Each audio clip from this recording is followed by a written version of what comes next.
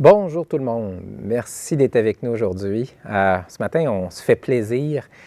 On va avoir une discussion, c'est notre tout le monde en parle à nous, sur un de nos éléments distinctifs, je pense, comme environnement d'affaires, qui est l'importance de la créativité comme facteur de force de toutes nos entreprises, de tout notre milieu. Je pense qu'on n'est pas les seuls sur la planète à prétendre qu'on a une force créative évidente. Mais néanmoins, ça nous définit et peut-être qu'à travers la pandémie, peut-être aussi dans une vision de long terme, on peut très bien voir comment on pourrait capitaliser sur cette créativité. Donc ce matin, on va se faire plaisir. On va commencer par une belle présentation de Dominique Villeneuve et par la suite, on va avoir un échange. On va parler un peu de la situation actuelle COVID, mais on va aussi regarder vers l'avenir.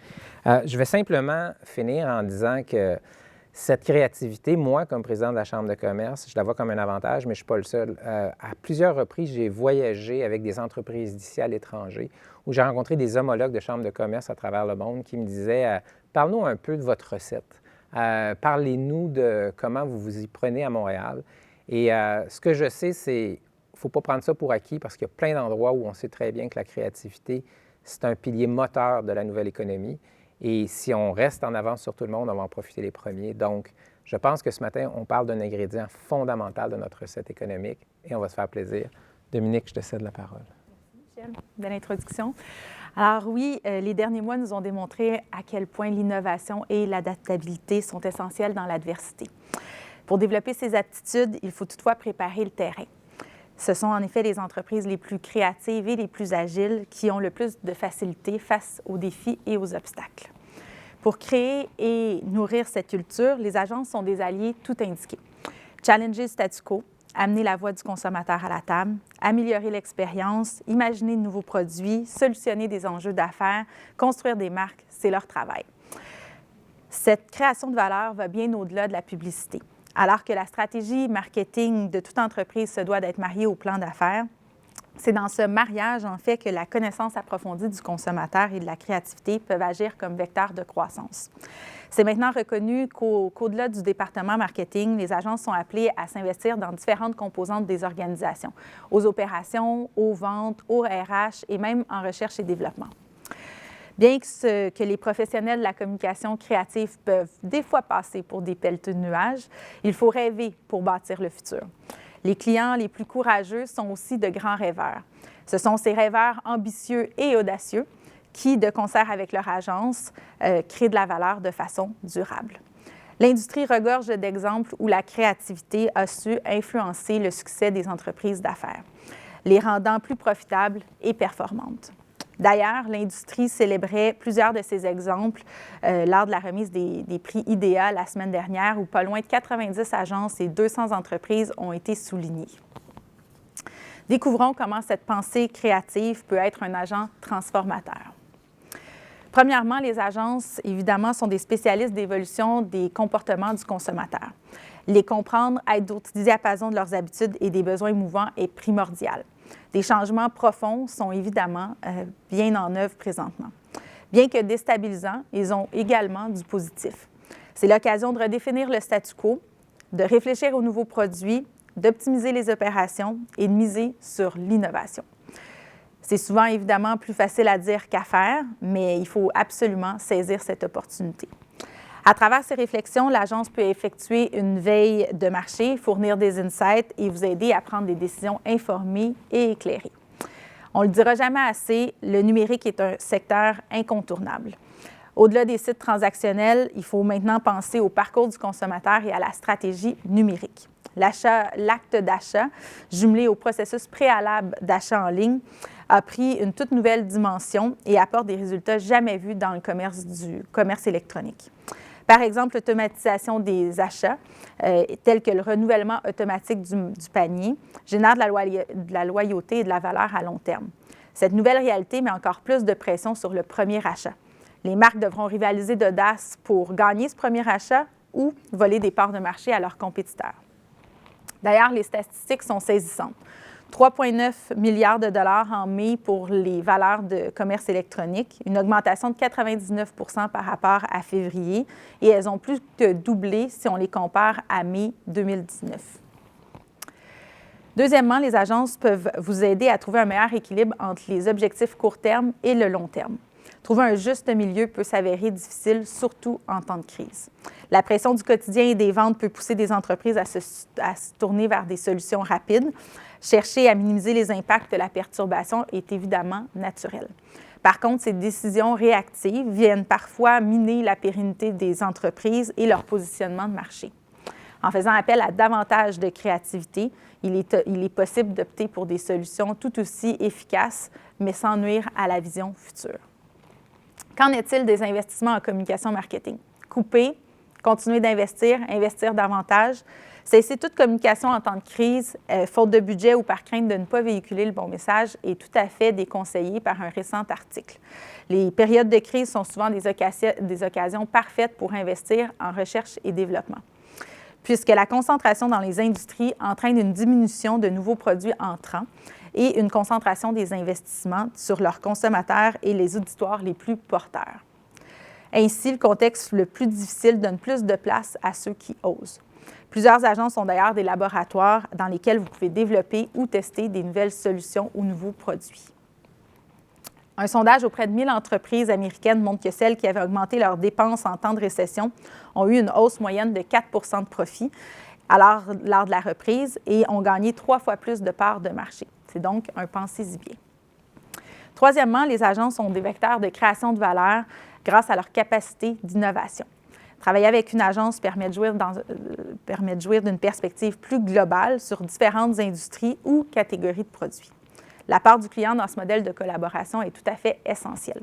Les agences, en accompagnant des entreprises de toutes les disciplines et toutes les industries, proposent une vision transversale. Si le client annonceur demeure l'expert de sa catégorie et de son produit, l'agence connaît les meilleures pratiques dans différentes industries et différentes catégories, et donc est capable d'importer différentes solutions et de générer un avantage compétitif certain. Elle apporte un point de vue externe et impartial pour vous conseiller. Elle se met dans les souliers de vos cibles, analyse les options de façon neutre et fournit des recommandations viables. Elle est non seulement un tremplin pour votre marque, mais aussi un garde-fou. En terminant, un mot sur le mouvement média d'ici. Alors qu'en moyenne, plus de la moitié des budgets médias des annonceurs est consacré au numérique, 86 % de ces budgets numériques échappent aux médias d'ici. Alors que les médias d'ici offrent un environnement qui parle aux gens d'ici, avec un langage et une couleur qui résonnent chez nous, plus que jamais, les médias d'ici sont efficaces, performants, pertinents et plus nécessaires que jamais. L'ambition du mouvement est de doubler cette part de marché et d'insuffler 200 millions de dollars de plus dans l'écosystème annuellement. Discutez avec votre agence et agissons ensemble pour que les plans médias soient responsables et performants. Pour conclure, retenons qu'en temps de crise ou non, la pensée créative rend les agences plus performantes et compétitives. Une relation de confiance avec un allié innovant est un des investissements les plus porteurs. Au-delà de la publicité, votre agence peut vous aider à saisir les opportunités d'affaires pour créer, évidemment, de la valeur. Et c'est cette création de valeur, c'est la locomotive essentielle de votre croissance. Avant de passer la parole à nos panélistes chevronnés, je vous laisse sur un montage des meilleures créations et des meilleurs projets, en fait, stratégiques et créatifs qui ont gagné lors du concours IDEA la semaine dernière, dont je vous parlais un peu plus tôt. Sur ce, bon visionnement et bon panel.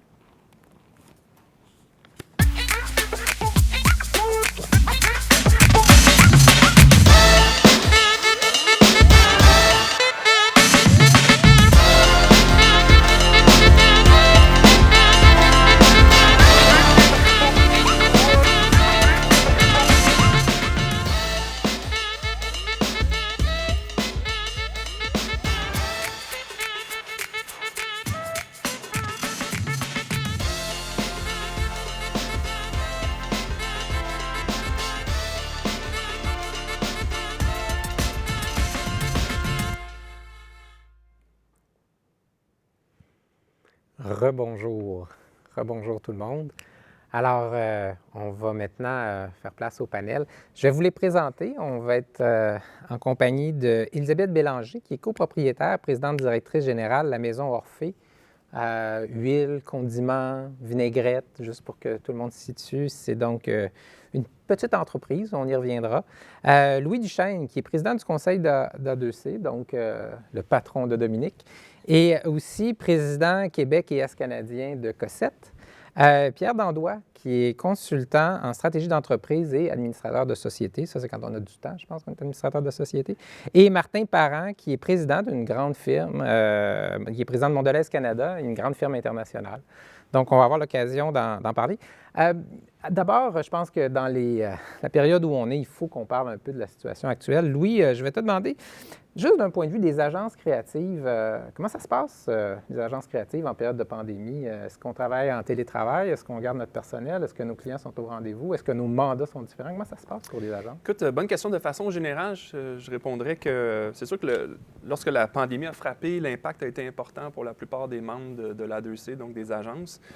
Mais c'est intéressant de voir que rapidement, on a senti un besoin chez les clients de prendre action et de pivoter face à la situation et justement de miser sur la créativité. Puis lorsqu'on parle de créativité, c'est au sens large ici. Donc, c'est à la fois de peut-être revoir son modèle d'affaires, repositionner une marque, exploiter davantage des canaux numériques, évidemment, revoir même le message ou les expressions publicitaires d'une marque. Mais c'est vraiment Puis c'est ça qui nous a donné un élan puis une reprise. Et on est en mesure de démontrer encore plus notre valeur dans une situation aussi paradoxale que ce soit, lors d'une période de crise comme celle-là, que peut-être même dans un temps normal. Alors, c'est intéressant de voir comment, donc dans les derniers mois, on a repris. Évidemment, il y a encore de l'incertitude, forcément, mais clairement, la créativité devient en fait une solution face à la problématique qu'on vit en ce moment puis à la crise. Peut-être une sous-question, toujours du point de vue des agences. Je ne suis pas un spécialiste de santé psychologique publique, mais j'ai l'impression qu'il y a un niveau d'anxiété générale là, qui monte dans la collectivité.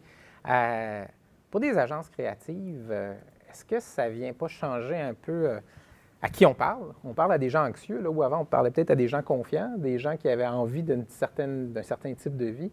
Comment est-ce que dans les agences, on réfléchit à travailler en période d'anxiété collective? Oui, puis c'est intéressant parce que Dominique, en fait, il faisait référence, mais on cherche beaucoup à bien comprendre le public cible, forcément, les consommateurs, les clients de nos clients, et justement comprendre leur état d'esprit. Donc, vraiment, une marque, au-delà de comprendre ses valeurs, doit vraiment porter attention à son public cible. Et clairement, tu le dis, en ce moment, il y a un certain stress, il y a une inquiétude généralisée. Et comment donc une marque doit à la fois comprendre ça, mais chercher à se différencier. Et ce qu'on a observé, qui était vraiment intéressant, c'est que des grandes marques qui sont devenues très empathiques. Okay? On l'a vu dans plusieurs messages, vous l'avez sûrement observé, donc qui ont été vraiment portés à mettre de côté peut-être un peu même les intérêts plus commerciaux et davantage axés sur le bien-être de leur public cible, puis s'assurer d'être à l'écoute, puis compréhensif. Et je salue la quantité d'entreprises au Québec et au Canada qui ont pris des mesures importantes pour venir en aide justement à leur clientèle. Je trouve ça remarquable. Et je pense que pour une marque, même si ce n'était pas le but premier, sur le long terme, c'est payant. C'est avantageux d'avoir pu démontrer cette empathie-là, c'est clair, et d'être à l'écoute. Tu viens de parler, puis j'aimerais ça qu'on y réfléchisse. Pierre Dandois, tu es consultant, donc tu conseilles des entreprises. La question qui se pose, c'est... les entreprises, normalement, développent des stratégies de long terme. Tu viens d'utiliser le mot, ça va peut-être être payant ce qu'ils font maintenant à court terme pour le long terme, mais dis-moi, Pierre, les entreprises sont-elles capables de garder le focus sur une stratégie long terme dans une situation de bouleversement immédiat et à court terme comme on vit présentement? Ce qui est assez spécial, c'est que la pandémie a créé aussi un peu deux mondes. Il y a des gens qui, ça va très, très bien, la business est en croissance d'une façon exponentielle. On a vu différentes lignes, que ce soit dans la consommation ou que ce soit maintenant dans d'autres comme le vêtement, où est-ce que c'est un peu plus dur. Donc, le premier élément qu'on doit faire, c'est effectivement, dans une période de pandémie, c'est un peu fermer les écoutilles puis dire comment on se structure, comment on s'organise. Et il y a une période de résilience. On doit avoir cette période de résilience-là. Il y a des éléments qu'on ne contrôle pas, qu'on gère une entreprise, qu'on gère notre famille. Il faut absolument avoir cette période de résilience-là qui nous emmène par la suite à cette créativité-là. Puis on voit des entreprises que c'est plus difficile présentement. On voit le vêtement, entre autres, c'est une période, tout ce qui est la beauté, tout le maquillage, les cheveux, etc. Ça, c'est extrêmement difficile présentement, mais il faut avoir cette résilience-là pour dire comment on fait ça, puis avec une nouvelle perspective. Puis souvent, la perspective, on pense qu'elle doit être inventée ou elle doit être très, très grande. Non, c'est des petits changements qui font ces éléments-là. Moi, j'ai un exemple bien, bien concret de ça. Puis ça, j'ai pris ce livre-là environ une quinzaine d'années. C'est Better, Faster, Cheaper. C'est, à un moment donné, la NASA voulait aller sur Mars et ça ne fonctionnait absolument pas. Absolument pas, parce que tous les scientifiques étaient toujours en train de travailler sur des méthodes qui étaient des anciennes méthodes dans lesquelles il fallait atterrir sur Mars. Et pour atterrir sur Mars, ça prenait énormément de pétrole dans la fusée pour décoller et aussi atterrir, ce qui faisait que l'engin était beaucoup trop pesant. Ils ont changé la personne qui est en charge de la NASA et cette personne est arrivée en disant « Nous, on va créer une innovation, on va travailler d'une façon différente. » Et ces gens-là, qui étaient des grands scientifiques, se sont réunis en petits groupes et une personne a dit « On va utiliser la même chose que le ballon gonflable pour rebondir sur Mars. Donc, on n'aura pas de pétrole, on va rebondir sur Mars. » Et la personne qui a mentionné ça, les scientifiques ont dit « Voyons, non, ça n'a aucun bon sens. » Et ils sont allés sur Mars en rebondissant sur Mars. Donc, des fois, on voit que des grandes idées, ça prend des grandes idées, ça ne prend pas des grandes idées. Je vous donne un autre exemple concret d'innovation, c'est que j'étais dans une entreprise qui s'appelle Renault Dépôt, puis les gens disent « Hey, pourquoi notre type de client, c'est des contracteurs. Notre type de client, c'est des gens qui achètent énormément. Donc, pourquoi qu'on ne fait pas 13 à la douzaine? » Bien, il y a quelqu'un qui dit « Ben non, c'est du blé d'Inde. » Non, pourquoi qu'on ne fait pas le 13 à la douzaine pour nos contracteurs? Et dans cet élément-là, on a mis le 13 à la douzaine qui s'appartient. J'ai d'autres exemples de groupes d'innovation qui travaillent ensemble. Il faut absolument qu'on prenne un recul après cette résilience-là, qu'on prenne un recul puis qu'on s'associe avec des gens qui peuvent nous aider à amener cette innovation-là. Tu sais, LG2 le fait très bien avec tout l'incubateur dans lequel ils ont travaillé avec AgroPure. On le voit avec Cossette qui prend le temps nécessaire de dire hey, aux opérateurs, parce que les opérateurs ne veulent pas avoir d'innovation. Les innovateurs disent, eux autres, comment que je vais reproduire ça demain? Eux autres ne veulent pas l'avoir parce que c'est beaucoup de travail. Donc, comment on peut travailler avec ces gens-là pour aller plus loin? Fait que c'est cet élément-là qui nous emmène plus loin, Louis. Parfait. Parlons peut-être justement, grande entreprise, Mondelez, alimentation. Moi, j'étais très intéressé de t'entendre, Martin, parce que on le sait, là, tu parlais, Pierre, qu'il y a des secteurs qui ont été différemment affectés par ce qui s'est passé. Quand on est dans l'alimentation, là, on sait ce qui se passe avec les restaurants. On le voit d'ailleurs en basculant en zone rouge de nouveau. On voit comment les individus eux-mêmes, les gens, je pense qu'ils ont découvert les recettes de leur grand-mère. Ils ont peut-être trouvé que c'était compliqué un peu. Là. Mais ce que je veux dire, c'est que notre rapport à l'alimentation a changé. Pour une entreprise comme Mondelez, comment vous pivotez en période de pandémie, puis comment vous êtes capable de garder le focus sur le long terme en même temps? Oui, en fait, je vais revenir au mois de mars. Ça a l'air, je ne veux pas nécessairement en passer trop de temps, mais au mois de mars, nous, on était en plein milieu de la saison de Pâques, qui est une saison importante pour la confiserie, qui est la deuxième plus importante. Alors, ce qui était important pour nous, c'était de travailler de concert avec les détaillants pour minimiser le risque de la business en général et aussi en parallèle de travailler avec nos employés pour les sécuriser. Veux pas, au début d'une pandémie, tu as des questions qui se posent, tu te demandes qu'est-ce qui doit se faire et le rôle du président, du PDG, c'est de rassurer l'organisation. Une forte organisation peut mieux se déployer. Naturellement, pour nous, on est du côté de ceux qui ont bénéficié énormément en début de pandémie. Et puis, on a travaillé de concert. Au début, c'était de réaligner un petit peu nos investissements en arrière de ça. Peut-être, Martin, juste préciser pour ceux qui nous écoutent, parce que je me dis peut-être que tout le monde n'est pas si familier avec les marques. La marque des marques. Il y en a plusieurs. Alors, Marc, il y a Oreo, il y a Ritz, il y a Toblerone, d'ailleurs, qui fait le plaisir de plusieurs membres du panel. Et puis Dairy Milk, etc., Caramilk, peu importe. On a à peu près 50 marques. On est dans le snack. Et puis, ce qu'on a vu au début, c'était le risque pour la business. Et on a pivoté très, très rapidement sur les opportunités qui se présentaient. Naturellement, en temps de pandémie, qu'est-ce qui se passe? Tu te refermes, tu te retrouves dans un environnement beaucoup plus clos. On a parlé la pantry s'est remplie beaucoup de nos produits, que ce soit des craquelins, des biscuits, etc. Et les gens ont consommé plus. Alors, ce qui, au départ, était un risque, est devenu une opportunité. On a travaillé pour repositionner certains éléments de communication. On l'a fait avec Publicis parce que c'est ceux qui s'occupent de nos grandes marques globales. Et puis, on a investi à ce niveau-là pour justement repositionner le message, pour que ce soit un message beaucoup plus empathique, beaucoup plus facile d'accès et beaucoup plus en support selon ce que la marque peut véhiculer aussi. Et par la suite, un petit peu ce qui a été mentionné par Dominique plus tôt, bien, on a décidé de présenter une opportunité à l'organisation globale à Chicago pour tripler nos investissements marketing. Alors, cette année, on triple nos investissements médias au Canada. Et puis, on s'est, avec un gros focus sur le Québec. Naturellement, je suis président, je suis de Montréal, alors je trouve qu'il y a une belle opportunité. Et puis, pour nous, la pandémie, c'est l'opportunité de pouvoir grossir, non pas uniquement d'aller voler des parts de marché, mais de grossir la taille de la tarte.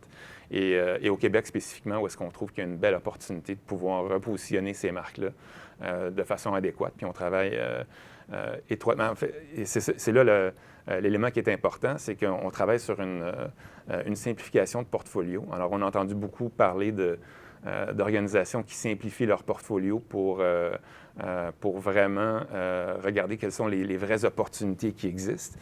Dans les 15 dernières années, l'innovation a été surtout pour développer des occasions qui ne sont pas nécessairement avérées, permanentes.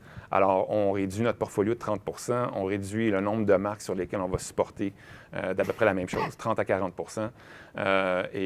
Quand je regarde, par exemple, ce qu'on fait au Québec, on prend toutes les marques, on va les repositionner ensemble pour avoir un message beaucoup plus snacking, beaucoup plus global. Et on travaille avec LG2 là-dessus, j'avais travaillé avec eux dans le passé déjà à plusieurs reprises. Et leur approche est vraiment en lien avec le rôle d'un partenaire stratégique que je recherche. Alors pour moi, quand je regarde mes agences à tous les niveaux, c'est juste une extension de mon équipe à l'interne. Alors, puis ça fonctionne très bien. Donc, si je résume une partie de ce que tu viens de nous dire, tu es un émule ou un disciple de ce qu'on disait tout à l'heure. Vous augmentez vos budgets marketing en période de pandémie, puis ce que tu dis, c'est vous resserrez vos nombres de marques, donc vous augmentez le pouvoir ou la force de frappe par marque au niveau de l'exercice marketing. Oui. Excusez-moi, c'est pas la COVID, c'est tout fait avec un verre d'eau, pas mal moins grave. Élisabeth, la Maison Orphée, je ne sais pas si on appelle ça encore une PME, mais vous avez eu un repositionnement de vos produits. Puis en période de pandémie, ce qu'on a vu, c'est, tu disais, Martin, dans certains cas, une forte demande. Des fois, les entreprises ont eu des défis à maintenir leur positionnement, à garnir les étagères. Comment ça se passe, la pandémie? Puis peut-être nous parler un peu du positionnement dans lequel maintenant Orphée se situe. Bien, on est encore une PME, 40 employés. Donc, oui, on est les experts des huiles extraites à froid et des condiments naturels. On en met dans les familles partout au Canada. Finalement, il y en a dans les garde-manger un peu partout au Canada. Si je fais un bref retour sur justement comment ça s'est passé pour nous la pandémie, bien oui, le mois de mars, c'était une vraie gestion de crise. On s'est retrouvés quelques-uns à réfléchir rapidement pour voir comment organiser les choses, surtout pour essayer, comme on le disait, on est une PME, on n'a pas des équipes non plus d'accueillantes. Donc, comment on organise les choses pour réussir à livrer ce produit? Alors, c'était tout un défi. On a réussi, je pense, à sécuriser nos employés en diminuant un petit peu les heures de travail, en gardant la même paye, mais diminuant un peu les heures de travail, faisant des équipes séparées pour réussir à produire plus d'heures par jour et ainsi à fournir les produits. Parce que oui, nous aussi, on a eu une bonne croissance de certains produits, pas nécessairement des produits qu'on s'attendait à avoir une croissance. Parle-nous donc de ça un peu. C'est quoi la surprise? Qu'est-ce que tu pensais qu'elle allait croître? Moi, je suis juste curieux. J'en ai-tu dans mon garde-manger? Qu'est-ce que tu pensais qu'il croyait croître, puis qu'est-ce qu'il a cru? Bien, c'est sûr qu'on a des produits de base, les huiles, les vinaigres, les moutardes. C'est des produits qui sont établis depuis des années. Mais on l'a vu dans les dernières années, les gens, ils cuisinent, mais un peu moins. Donc, on a développé quand même avec le temps des vinaigrettes. d'une gamme assez large de vinaigrettes 100% naturelles et aussi des mayonnaises fraîches. Fait que ça, c'est les nouveautés des 5 dernières années, je dirais. Donc, c'est sûr que c'est deux gammes de produits sur lesquels on misait énormément, puis qu'on avait mis des chiffres assez imposants. Et là, ce qu'on s'est rendu compte, c'est que c'est les huiles, les moutardes, les vinaigres qui sont mis à croître de façon beaucoup plus grande que ce qu'on avait prévu dans nos budgets. Donc là, des petits enjeux d'approvisionnement, disons, là-dessus, en plus de tous les enjeux qu'on a pu avoir cette année avec le port et autres. Fait que ça a été quand même la jonglerie assez importante. Mais c'est le fun de voir que, oui, les gens ont pris de la compétence culinaire. On s'est rendu compte de ça.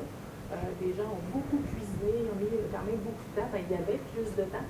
Puis, il y en a peut-être qui ont découvert que c'était un déstresseur aussi, où ça me fait un peu d'anxiété de cuisiner. Fait que, il faut prendre aussi la balle au bon, puis donner un peu plus de suivi, puis parler un peu plus aux gens par rapport à ça, comment utiliser les produits. Donc ça a été assez particulier, oui, pour nous. Mais en effet, on est dans les chanceux qui, cette année, sont en croissance, puis doivent travailler sur des plans pour essayer de livrer un maximum de produits, ce qu'on a quand même encore pas mal de difficultés à faire 6 mois dans la pandémie. Il y a peut-être un concept marketing, là, la moutarde, une thérapie contre le stress. Qui l'aurait cru? Pierre, revenons peut-être sur la thématique, plus près de la thématique de notre discussion d'aujourd'hui. Dans les grandes entreprises, puis Martin, je serais heureux de t'entendre après, mais dans les grandes entreprises, on a souvent l'impression qu'on a peut-être un service d'innovation, de recherche et développement. Ce que je pense, c'est que les experts en créativité vont dire que ça va bien au-delà de cette unité-là de recherche et développement. Puis tantôt, tu parlais de la NASA, puis quand tu as évoqué la NASA, tu as fait référence au fait qu'il y a eu un changement de dirigeant. Et donc, la question qui se pose, c'est comment est-ce qu'on amène un pivot créatif dans une entreprise, dans une grande entreprise? Est-ce que ça se fait par le dirigeant? Est-ce que ça se fait par des jeunes qui rentrent en bas, qui changent la culture? Comment est-ce qu'on amène une grande entreprise à changer sa culture organisationnelle vers de la créativité? C'est une excellente question parce que en m'emmenant ici, je me disais comment on fait ça, puis tu sais, comment on adresse ça, parce qu'il y en a plein qui l'ont bien fait, mais si tu veux te rendre là, comment tu vas faire ce changement-là? Puis je vais vous donner un exemple qui a été très, très bien fait. Tu sais, malheureusement, cette entreprise-là n'est plus là aujourd'hui, mais Steinberg était une des entreprises les plus innovantes. La méthode était très, très simple. Eux, ils disaient, nous, on veut être un libre service au niveau du consommateur. Notre raison d'être, c'est d'être un libre service. Donc, donner autonomie à tous les gens qui travaillaient chez Steinberg de développer les produits ou développer la façon de faire en fonction d'amener un libre service, qui a emmené effectivement le panier de magasinage, qui a emmené le ply-au-film. Aujourd'hui, si on a de la matière transparente là, pour envelopper nos choses, c'était développé par Steinberg. Plus de 70 inventions en fonction d'un focus. C'est effectivement vrai qu'il faut que ça parte d'une raison d'être, ça parte d'une vision, ça parte d'une mission, qui nous-mêmes on veut être. Puis moi, je pense que ça part de l'humain. Ça part de l'humain. On disait que 15 du vieillissement est en fonction de ta génétique. 85 c'est la façon que tu vas voir ton corps, c'est la façon que toi, tu vas développer, la façon que tu vas innover toi-même. Et à l'intérieur de ça, c'est vraiment essentiel pour une entreprise d'emmener cette culture d'innovation-là. Puis ce qui est spécial, c'est vraiment spécial parce que toutes les entreprises sont d'accord à dire « j'ai besoin d'un CFO ». J'ai besoin maintenant même d'une personne en charge de toute mon informatique. J'ai besoin d'une personne en charge de mes ressources humaines.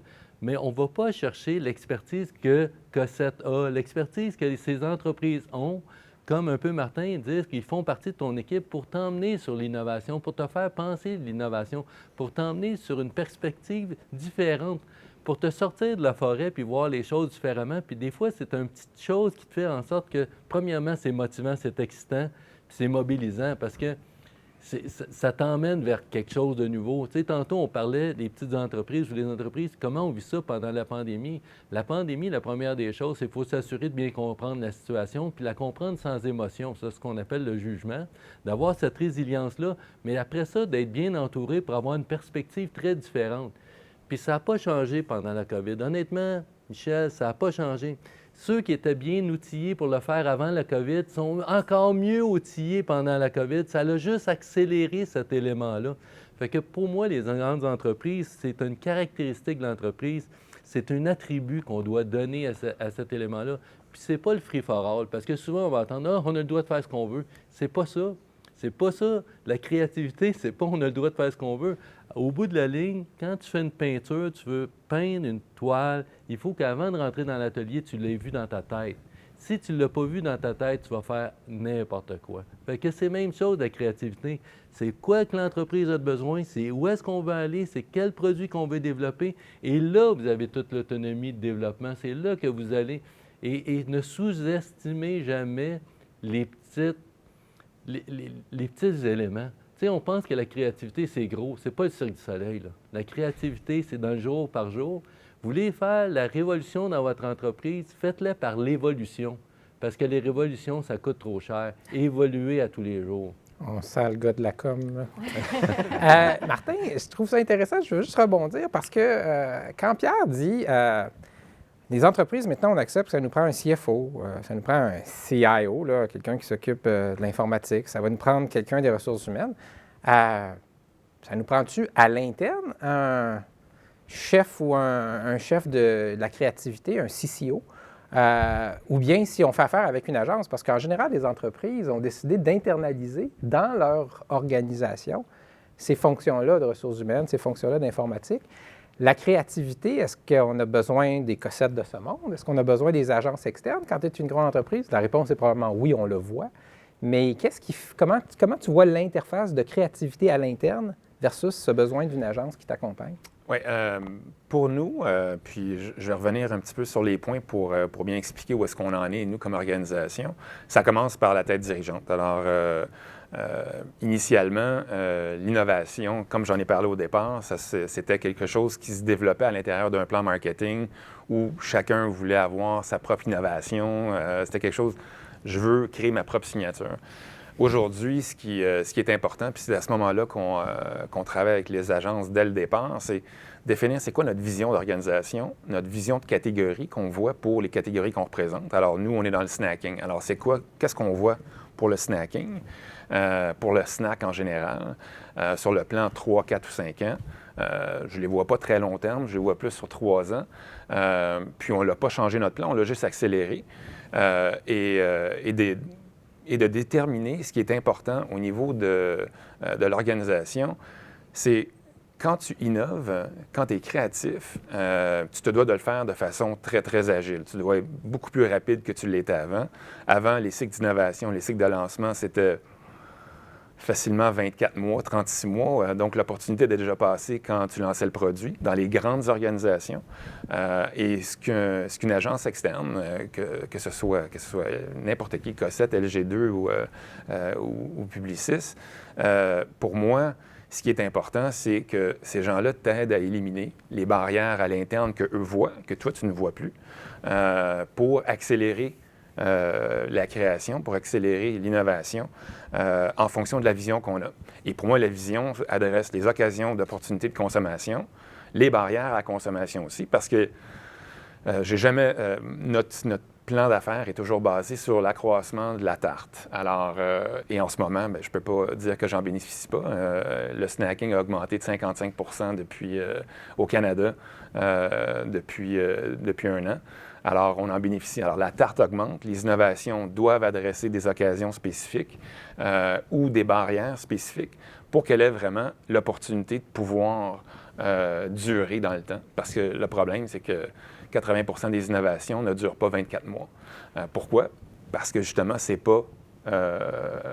ne s'additionne pas à la catégorie, ça ne vient que voler des parts de marché dans bien des cas. Et quand on travaille avec les détaillants, quand on travaille avec les consommateurs, bien, eux te le disent aussi. Alors, pourquoi j'ai besoin de 25 saveurs alors que les 5 plus importantes répondent à tous mes besoins? Et on le voit très bien, puis c'est pour ça que j'ai eu aucune difficulté à éliminer 25 à 30 de mon portfolio et que les ventes sont quand même en croissance là, de 20 cette année. Mais pour moi, ça commence par, à l'interne, avoir cette vision-là, la culture à l'interne on ne fait pas de l'innovation pour faire de l'innovation, on la fait pour créer de la valeur. et de s'associer avec des partenaires à l'externe qui te permettent de pouvoir penser correctement aussi. Et de pouvoir te dire vraiment tes 4 vérités, là, parce que c'est important aussi. Parce que comme dirigeant, souvent, tu vois la destination. C'est important que les gens te disent aussi quelles sont les balises de cette destination-là.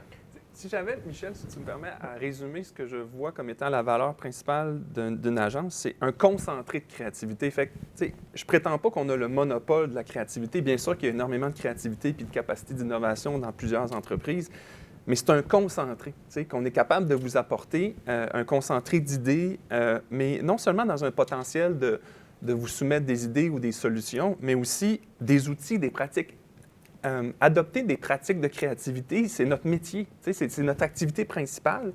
Et donc, c'est un peu excusez le terme, un boost de créativité qu'on peut vous apporter. Et j'aime beaucoup, je fais du pouce sur ce que Martin, tu disais. Souvent, on va se résumer à avoir le bout de piste, c'est-à-dire ce qui s'est exprimé en packaging ou ce qui est dans une campagne publicitaire, mais la créativité est souvent beaucoup plus en amont. Donc, comment est-ce qu'on innove dans un plan de commercialisation, dans un repositionnement d'une marque, dans l'expérience client, etc. Donc, c'est vraiment cette notion-là de concentrer de créativité. Et j'ajouterais aussi toutes les connaissances transversales. On a tendance, puis je veux pas partir un débat là-dessus, dans une entreprise, parfois, à beaucoup se concentrer sur notre industrie. Nos types de clients, le snacking. Moi, je suis un expert du snacking, puis bien sûr que vous êtes meilleur probablement que toutes les agences qui pourraient prétendre être bonnes en snacking. Mais si tu lèves la tête, il y a plein d'autres réalités, de tendances que nous, on vit parce qu'on a d'autres clients et qui sont directement ou indirectement une capacité d'influence créative sur vos business respectifs et vos entreprises. Et ça, c'est une belle valeur. Sincèrement, j'y crois fondamentalement. Ça, c'est une belle valeur de faire ces liens-là, de vous apporter ces connaissances-là.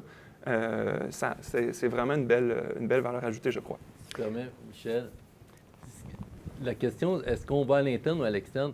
Moi j'ai beaucoup de difficultés si tu n'as pas quelqu'un à l'interne. Tu dois, selon moi, faire les deux. Tu dois avoir une expertise externe puis une expertise interne. Si tu ne côtoies pas quelqu'un à tous les jours dans le corridor, puis moins de ce temps-ci dans les corridors, là, mais si tu ne côtoies pas cette personne-là à tous les jours, comme dirigeant d'entreprise, comme personne, tu vas laisser ça de côté. Ça ne sera pas ta priorité numéro 1, puis ton PNL va revenir trop rapidement, puis ton aspect financier va arriver trop vite, puis tu vas avoir plein d'excuses pour ne pas t'occuper de l'innovation. Moi, j'aime bien, puis ce que je fais avec l'ensemble des entreprises, de mettre quelqu'un en charge de tout ça, un porte-étendard dans l'entreprise, puis quand le président se promène, il y a cette personne-là qui fait penser à tous les jours. Puis en plus de ça, c'est que là, tu as ton expertise extérieure qui t'emmène encore un plus gros tsunami. Mais c'est difficile si tu vas juste à l'externe puis tu n'as personne à l'interne. C'est quelque chose qui va tranquillement dans le temps s'éliminer. Élisabeth, j'étais curieux de t'entendre parce que ma prémisse avec Martin, c'est que les grandes entreprises, et Pierre, tu dis que ça prend quelqu'un à l'interne, mais les grandes entreprises, ils ont des moyens, ils ont de la profondeur. Les petites entreprises, tu as des enjeux de survie, des enjeux de capacité opérationnelle, tu as un paquet d'enjeux. Probablement que c'est peut-être le CEO qui doit avoir bien des chapeaux dans ce temps-là, incluant celui-là. Ma question, c'est ton rapport avec ces agences créatives-là. J'imagine que quand tu en choisis une, là, c'est intime, puis tu la rentres presque dans tes équipes de direction. Comment tu vois ça? C'est en plein ça. Si on retourne un peu en arrière, quand on a refait notre image de marque il y a une dizaine d'années, l'image qu'on connaît maintenant de Maison Orphée, bien, à l'époque, c'était même pas la marque Maison Orphée, c'était la marque Orphée. Et puis la façon dont on a procédé, c'est que nous autres, on s'en allait, on disait, bien, c'est statu quo un peu, là, on stagne. Bon, il faudrait qu'il se passe quelque chose, là. Puis on s'en allait rencontrer des agences pour une campagne de pub. Finalement, bien, 1 an et demi plus tard, c'est pas pantoute une campagne de pub, mais c'est un repositionnement complet de la marque avec des investissements en équipement. Donc, ils nous ont fait comprendre que, bien, écoutez, vous avez des bons produits, mais c'est compliqué, c'est pas comme ça que ça marche. Le consommateur, il comprend pas exactement. Vous voulez de la croissance, vous en aurez pas si vous essayez juste de dire que vous êtes beau puis fin. Là, c'est pas comme ça. Donc, il faut organiser les choses. Donc, oui, il fallait que les dirigeants soient convaincus, ce qui n'a pas nécessairement été si facile que ça, parce qu'on était une plus petite équipe à l'époque. Et puis, ça brassait énormément. Même nous autres, on était là, il n'y a pas question de changer la bouteille, c'est beaucoup trop compliqué. Puis là-dessus, LG2 nous ont amené vraiment beaucoup de points pour nous convaincre que non, c'était une réflexion large et assez complexe, mais qu'ils étaient là pour nous accompagner de A à Z là-dedans.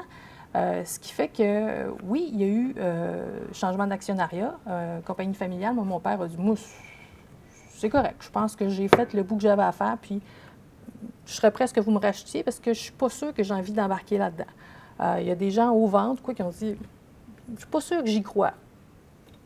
Je pense que j'aime mieux faire autre chose. Bon, OK. Donc, c'est assez déstabilisant en général, mais on a mis de la rigueur là-dedans dans le processus. On a mis beaucoup d'alliés ensemble, puis je pense qu'on s'est donné un plan sur comme je le dirais, sur de la durée pour réussir. Est-ce que ça a été difficile? Je me souviens de week-end à déboucher des bouteilles et à les reboucher parce que le bouchon ne fitait pas. D'étiquettes tout croche, à mettre ça dans des bains d'eau pour essayer de décoller puis de trouver la bonne colle. Ça a été ardu. Mais est-ce que je referais tout pareil? Non.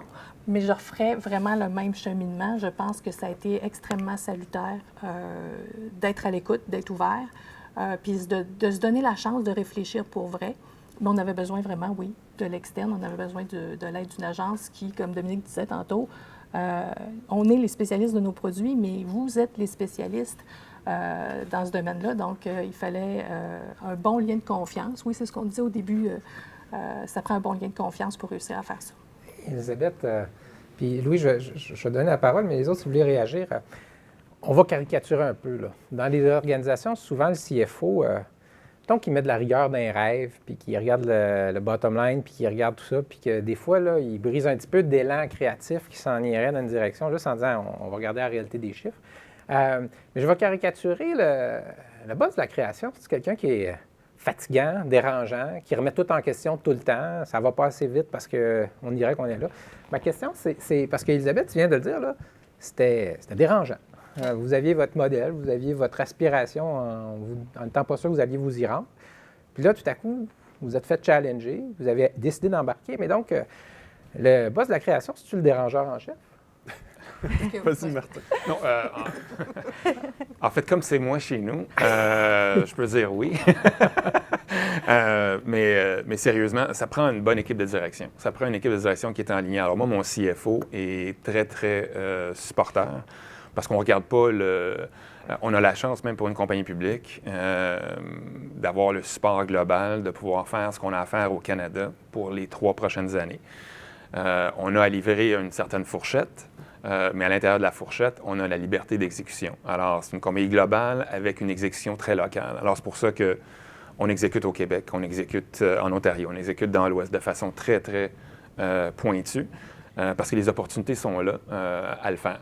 C'est certain que des fois, j'ai à gérer certaines tensions internes, mais c'est une gestion de risque. On ne gagne pas à œuvrer à l'intérieur des paramètres. Alors, pour moi, ça fait partie de la game. Alors, on a une équipe qui est mon équipe, supporte. Souvent, une fois, me dit « OK, Martin, on va suivre, mais on va lever le drapeau ou on va lever la main là, quand on va trouver que ça va trop vite. » On va plonger, mais on espère qu'il y a de l'eau dans la piscine.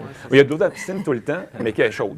Et c'est intéressant de voir que souvent, on associe, paradoxalement, je crois, à l'occasion du moins, la créativité avec un risque. Je pense que le risque est dans le statu quo souvent. OK? Dans notre cas, vos absolument. industries, toutes les industries de nos clients sont en évolution, sont en même transformation parfois. Puis la COVID, j'allais faire un commentaire tantôt, c'est venu juste exacerber certaines tendances qu'on observait dans plusieurs des secteurs d'activité. Il y en a d'autres qui avaient, que c'est juste qu'ils n'ont pas le contrôle de cette situation, mais d'autres, on le voyait venir. OK? C'est juste que là, c'est venu prendre un niveau supérieur. Il est où le risque là-dedans? Le risque, il est dans s'asseoir et être dans le statu quo. Et on aime prétendre chez nous que la créativité n'est pas un risque. Okay? Et je pense qu'il faut casser un paradigme qui a peut-être existé dans une certaine époque, Michel, à savoir qu'on carbure au résultat. Et une bonne créativité qui a été bien planifiée, qui est ancrée dans les réalités d'aujourd'hui et les réalités de demain face aux besoins des consommateurs, va réussir. On n'a aucun intérêt à ne pas réussir. On veut que tes ventes doublent ou triplent. On veut que la Maison Orphée parte à la conquête de la planète. Bien sûr, c'est ce qui nous fait carburer. Tu as tout à fait raison, Louis. Ce que je veux clarifier dans mon point, c'est pas au niveau de la créativité, c'est au niveau du mindset qui doit changer. Les organisations ont pensé que historiquement, que c'était le PNL qu'il fallait livrer. Ouais. Nous, la mesure la plus importante qu'on rapporte globalement, c'est la croissance de part de marché et la croissance de la catégorie qu'on génère. On est les leaders, donc qu'est-ce qu'on fait pour qu'elle grossisse? Parce que voler des parts de marché, c'est bon pour personne. Alors, pour nous, c'est de l'augmenter. Alors, tu as raison là-dessus. Pierre, je vais te donner la parole, mais avant, parce qu'on arrive là-dedans, des fois, on glisse dans des questions. Jean-Luc Trahan de SNC-Lavalin m'avait envoyé une question, puis il disait, oublie pas de demander, là, c'est quoi les bons indicateurs pour mesurer la performance de la créativité au sein d'une entreprise? Là? C'est juste le bottom line éventuellement, mais il y a bien des étapes, on le disait tantôt, avant que ça se traduise dans le bottom line ou dans la partie visible. Fait que je serais curieux, là, Pierre, je te donne la parole, mais après ça, de voir comment vous mesurez là, les gens responsables de la créativité chez vous. Puis, ils méritent-ils des bonus? Des bonus à la fin d'année ou ils n'en méritent pas des bonus? Pierre, moi, c'est la question qui m'excite le plus, honnêtement, qui me motive le plus, parce que moi, je crois qu'on est là pour créer de la richesse. Honnêtement, je crois, puis j'ai 2 garçons, puis souvent, je leur dis, les boys, la meilleure façon d'aider la société, c'est de créer de la richesse parce qu'on peut redonner, puis on peut s'assurer qu'on a une société équitable, qu'on a une société inclusive, puis nous, on est là pour créer de la richesse. C'est la responsabilité première. Comment on va créer de la richesse? Comment on va faire de l'innovation? C'est pas vendredi après-midi à 3 heures qu'on pense que « Hey, là, j'ai une bonne idée », ça ne fonctionne pas comme ça, parce que si on fonctionne comme ça, c'est l'anarchie, c'est un processus. Il faut absolument qu'il y ait un processus de création. C'est pour ça que je disais, il faut que ça fasse partie de l'ADN de l'entreprise. Puis je vois ça exactement comme un sablier. C'est exactement un sablier. Quand vous êtes en mode de création, il faut que vous ayez votre aide. Il faut que vous ayez vos gens qui sont alentour de vous, qui disent qu'est-ce que le consommateur a besoin. Parce que nous, on est là juste pour répondre aux consommateurs. On est là, on est les docteurs du consommateur. Donc, c'est quoi le besoin du consommateur? Qu'est-ce qui a fonctionné? Qu'est-ce qui n'a pas fonctionné? En impliquant nos gens. Puis là, nos gens, ils les ont, les idées. Ils les ont vraiment, ces idées-là. Puis ça vient d'eux autres. Ça vient en impliquant notre monde. Et dans ce processus-là, tu arrives dans OK, voici ce qu'on veut faire. Voici ce qu'on veut faire. Et là, tu arrives avec tes return on investment. Ta return on investment, c'est on veut prendre 3 de part de marché. On veut aller chercher de la notoriété. On veut être mieux connu dans le marché. On veut aller développer un marché parce qu'il y a plein de raisons qui n'est pas juste financière. C'est quelle raison je veux devenir assez gros pour avoir un réseau informatique. Donc, tu définis tes besoins. Après ça, tu tombes en mode exécution. Quand tu es en mode exécution, tu ne dois plus repenser « Ah, on aurait dû le mettre bleu à la place du rouge. On aurait dû le mettre rouge à la place du bleu. » Non, non, non. On est en mode d'exécution et on est en mode d'évaluer la performance. On ajuste notre stratégie en cette fonction-là avec nos partenaires. Mais l'objectif, c'est de créer de la richesse. Puis de la richesse, ça peut être quoi? Ça peut être je prends les Canadiens de Montréal comme partenaire, ça ne fait aucun retour sur mon investissement, mais pour moi, mes employés vont avoir une notoriété, ils vont se sentir bien. Il y a des raisons. Ce n'est pas juste l'argent, c'est ils vont se sentir bien, ils vont être partie prenante. J'ai de la difficulté à recruter présentement. Quelle innovation qu'on va faire pour recruter? C'est un élément à la Maison Orphée. On veut avoir des gens avec nous autres.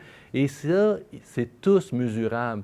Si ce n'est pas mesurable, ça reste un rêve. On ne fonctionne pas avec des rêves. On fonctionne avec des objectifs, une vision et des résultats financiers.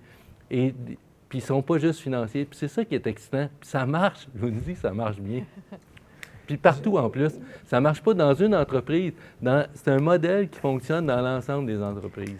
Tu viens de parler de quelque chose qui est, dans le fond, tu disais, on définit une stratégie, et à un moment donné, il faut l'exécuter, puis à un moment donné, on arrête de remettre en question, là, c'est rouge ou c'est bleu. La bouteille est carrée ou est ronde, mais moi, j'ai entendu dire qu'un des défis des cultures organisationnelles, c'est que souvent, la créativité est valorisée dans une partie de l'organisation, là. Puis quand on tombe dans les opérations, on dit exécuter. La question que je pose, c'est comment on fait pour intégrer tout le monde des opérations dans cette culture organisationnelle de créativité? Comment on fait ça? Il faut qu'ils soient assis autour de la table rapidement. Parce que si on attend trop longtemps... Justement, c'est là que ça crée beaucoup de frustration. Donc, en tout cas, chez nous, c'est ce qu'on a décidé de faire, c'est d'avoir des gens d'opération dès le début, maintenant, dans les projets, dans les améliorations qu'on fait, parce que sinon, on se bat contre nous autres. Donc, ça n'a pas de valeur, ça. Il faut vraiment... C'est la seule façon qu'on... c'est la façon qu'on a trouvée pour l'instant. Puis je pense que ça, c'est valorisant de faire partie justement de la création du nouveau, de la nouveauté, du nouveau processus. Les agences, quand vous faites des pitchs à vos clients, là, vous voulez leur dire, regarde, c'est ça notre métaux, là. Mettez-vous upfront et on va descendre sur le plancher, on va rentrer du monde dans les équipes de réflexion, puis on va créer, mais avec les vrais gens d'opération. Je pense que le mot-clé, c'est la collaboration, puis il faut que ça vienne du top, là. Tu le disais un peu tantôt, Martin, mais je rejoins Elisabeth aussi sur le fait qu'il faut qu'il soit partie prenante. Il faut qu'à la fin du parcours qu'on aura fait ensemble, on soit tous confiants, puis à l'aise, mais avec un peu les mêmes watts. Parce que si tu n'as pas un petit peu comme quand vous avez fait votre gros changement, tu n'es pas assez créatif. Okay? Tu es juste en train de... Tu n'as pas assez... Puis je prétends pas là, qu'il faut complètement tout révolutionner, mais il faut qu'il y ait un peu une petite part de risque calculé, mais il faut que tu aies les mêmes watts à mon sens. Fait que c'est correct que le staff opérationnel parfois soit plus rigide ou un peu plus inquiet face à ça, mais c'est clair que la collaboration est clé. Et je pense que, justement, loin de nous, du côté des agences, de penser qu'on a la science infuse, souvent, honnêtement, on ne fait que faire émerger, et on y contribue aussi, mais on fait émerger des idées qui étaient déjà dans les entreprises. Oui. Alors, j'ai parlé au départ du cycle d'innovation qui était de 24 mois, qui est toujours très long dans les organisations. Si tu veux le réduire, il faut absolument que tu impliques les opérations. Alors, pour nous, tous ceux qui fabriquent le produit, c'est eux qui savent comment le faire et comment le faire mieux, comment l'améliorer. Et comment trouver les solutions où est-ce que moi, dans mon bureau, ou notre équipe, on est très créatifs. On est très créatifs avec l'agence, mais c'est les opérations qui nous disent, bien, OK, voici comment on peut sauver du temps, comment on peut sauver de l'argent. Et voici, Martin, te donner des balises là, sur tout ce qui est où les risques peuvent être identifiés. Parce qu'en bout de ligne, tout le monde est mesuré chez nous sur la créativité commerciale. Alors, ça veut dire quoi, ça? Ça veut dire, bon, l'idéation du produit ou de l'innovation ou de la rénovation jusqu'à la commercialisation. Alors, en magasin et comment on convertit en magasin ou en ligne les acheteurs potentiels. Alors, pour moi, c'est la conversion qui est l'ultime mesure. Puis c'est ce qu'on a. Et tout le monde l'a chez nous comme mesure de performance. Alors, il n'y a pas de secret. Bien, j'allais poser une question difficile. Là. J'aime ça poser des questions difficiles. Tu sais, quand on rentre les gens d'opération, puis nous-mêmes à la Chambre, en transformation numérique, on le voit un peu, là, on remet en question des façons de faire qui finissent par remettre en question des postes, qui finissent par remettre en question du monde, du vrai monde qui fait partie de nous autres. Tu es le patron, tu me sembles être un gars empathique, j'ai l'impression que tu prends soin de tes employés. Comment c'est des processus créatifs où on se remet en question à un point tel qu'éventuellement, bien, il y a peut-être du monde qui perdrait leur job, il y a peut-être des lignes de produits qu'on n'aura plus, il y a peut-être des lieux qu'on va fermer. Comment on fait pour allier ce changement qui est dérangeant, si on veut, mais qui est pour la bonne raison, parce qu'on veut survivre, parce qu'on veut croître, parce qu'on veut répondre aux clients et aux consommateurs. Mais en même temps, ça a des impacts sur qui on est puis la gang qui est dans la salle. Comment on fait ça? C'est une bonne question, ça. Pardon? Ouais, c'est une très bonne question, puis on la vit continuellement. D'ailleurs, on le vit en ce moment parce que, justement, on est dans des cycles d'accélération de lancement. Mais on n'a pas éliminé de postes. Au contraire, on a trouvé des façons de pouvoir étendre la production. On fabrique maintenant partout 7 jours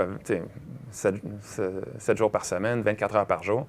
Et c'est d'optimiser ces éléments-là. Alors, on a peut-être moins d'employés sur les lignes de production, mais on en a beaucoup plus dans la planification, on a beaucoup plus dans... Alors, j'ai pas changé.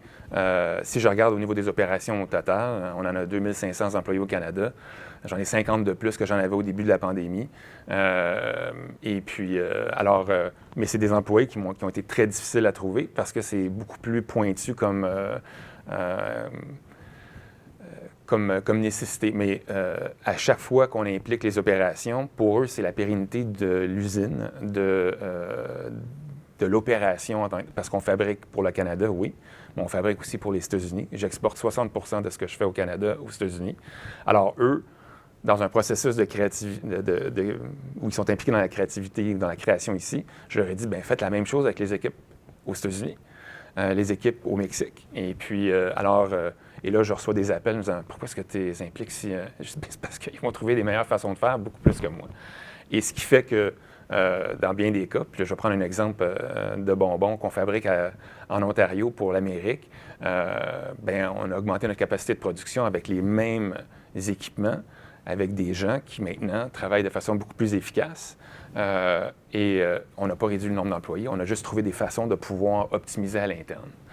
Pour moi, c'est important, mais en même temps, il y a des risques qui peuvent arriver pour beaucoup d'organisations. Mais je pense que quand on a débuté la pandémie et on a eu à réduire la capacité de production pour trouver des façons de produire qui allaient garantir la sécurité des employés, les employés ont été directement impliqués à trouver ces solutions-là.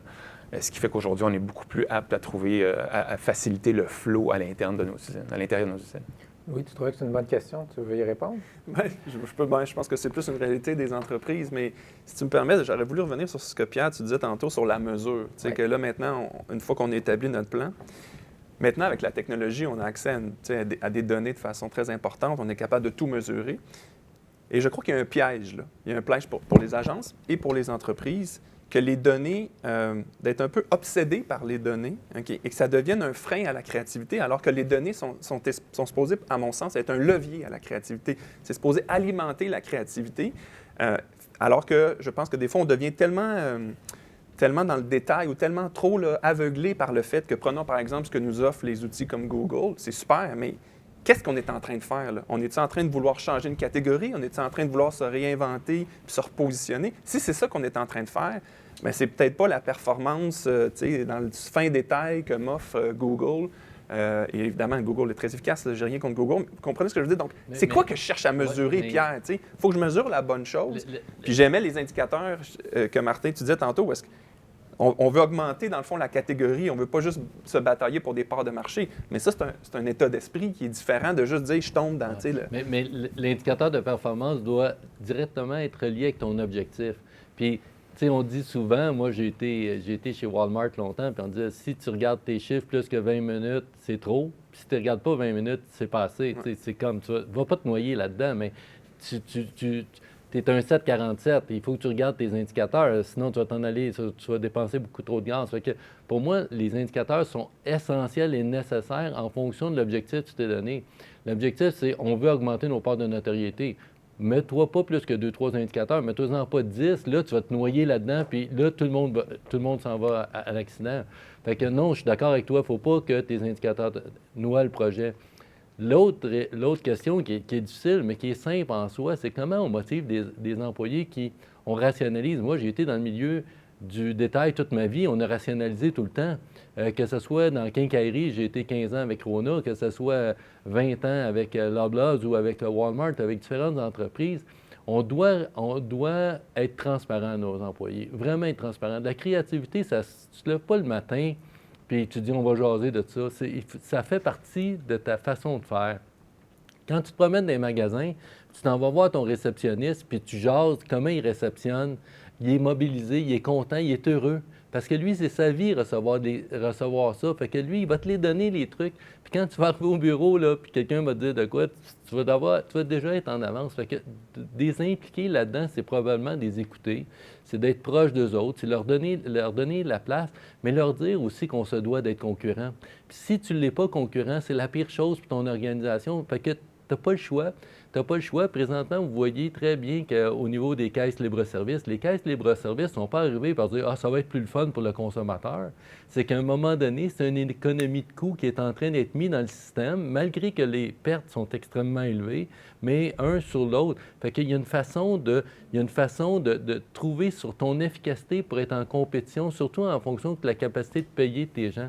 Et c'est là que le monde, nos employés, nos collaborateurs, honnêtement, ils embarquent vraiment avec nous autres. Mais dis-leur la vraie vie, dis-leur pas que tu n'en couperas pas si tu vas en couper 10. Dis-leur. Parfait. Le temps a filé. J'ai une dernière question pour nos deux dirigeants d'entreprise. Élisabeth, quand tu choisis ceux qui vont t'accompagner, l'agence, là, qu'est-ce qui est le plus important pour toi? Qu'est-ce que tu regardes? Qu'est-ce que tu exiges de cette agence-là pour la choisir? Je dirais que c'est la chimie. Il y a vraiment une histoire de chimie parce que si on se fait pas, il y a l'histoire de la confiance, mais si les atomes crochus sont pas là, c'est dur de faire lever le pudding, comme on dit. Je dirais que c'est ça. C'est vraiment ce qui a fait la différence. J'ai l'impression que ça fait des milliers d'années, puis on ne sait pas comment qualifier ça, la chimie, la relation de confiance. Là. Il y a plein de SMAT qui nous disent comment on doit se vendre puis comment on doit se pitcher, mais la chimie, c'est tough à installer. Toi, Martin, comment tu choisis qui va t'accompagner? Dans la majorité des cas, il y a la chimie qui joue un rôle super important parce que pour moi, ça fait partie de l'équipe qui nous accompagne, l'équipe qui développe. Donc, doit faire partie et aussi être en mesure de pouvoir contribuer à l'interne, ne pas avoir peur de pouvoir s'impliquer dans des fonctions qui sont peut-être un petit peu moins traditionnelles. Alors, moi, j'aime ça, une agence qui me dit, j'aimerais ça aller visiter l'usine, j'aimerais ça aller visiter les fabricants d'ingrédients pour comprendre toute la chaîne. Et c'est ce que j'aime d'une agence qui veut vraiment s'impliquer à la base pour pouvoir être en mesure de pouvoir convertir le consommateur. Fait que pour moi, c'est important aussi disponible. Ouais. J'aime beaucoup la disponibilité et l'écoute et de me faire challenger parce que je pense que c'est important, c'est ça la valeur ajoutée. Merci à vous tous. Je vais rappeler qui était avec nous aujourd'hui. Donc, on avait Dominique Villeneuve, qui est la directrice générale de l'Association des agences de communication créative, l'A2C. Elisabeth Bélanger, qui était avec nous, qui est copropriétaire, présidente directrice générale de la Maison Orphée. Je rappelle encore une fois, des huiles, des vinaigrettes, des condiments.